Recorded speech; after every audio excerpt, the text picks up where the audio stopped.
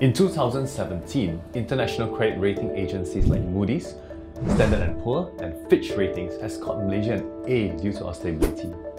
The Malaysian economy also boasted one of the highest GDP growths in the world last year at 5.8%. Our debt to GDP ratio, which has been steadily decreasing, is only at 50.9% as opposed to Singapore at 110%.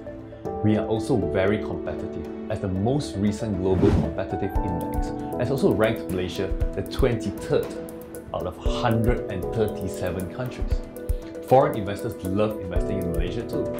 As year to date, foreign investors have invested more than 2 billion in Malaysia, an all-time high for us. Clearly, facts and figures themselves have proven Tun M and Kit Siang to be wrong.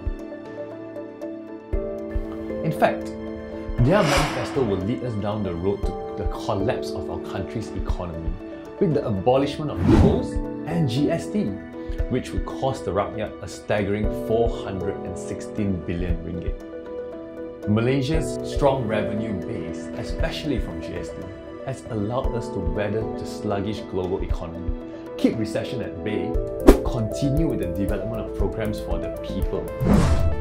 We have collected 44 billion ringgit from GST in 2017. And HSBC Group even pointed out that abolishment of GST means risking our economy's fiscal well-being. We cannot have that. In 2015, when oil prices plummeted, GST has allowed our country to gradually pursue fiscal consolidation and still able to fund social expenditure.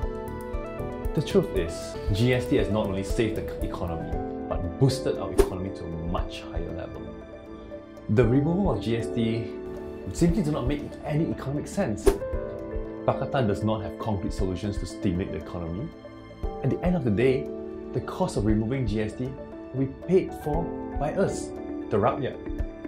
GST is transparent and has helped modernize the tax system, allowing Malaysia and us to truly compete on the global stage. This accusation always hurts me the most. MCA has done so much for the Chinese community, especially in terms of their businesses, ventures and education. By cooperating with Jack Ma, we have established a digital free trade zone to help SMEs venture into the global market. Through this, we seek to push for the rapid growth in e-commerce for our people and help create 60,000 new jobs by 2025. Do not forget that MCA has also continuously upgraded the infrastructure of Chinese new villages all over the country since 2011. We have also contributed greatly to the education of the Malaysian Chinese community. We understand better than anybody else that the Chinese sees education as a fundamental pillar of our heritage and identity. Over the past 9 years, SJKCs has received more than 600 million ringgit. In October 2017, we have also managed to get approval for the constructions of 10 new schools and relocating 6 other under-enrolled ones.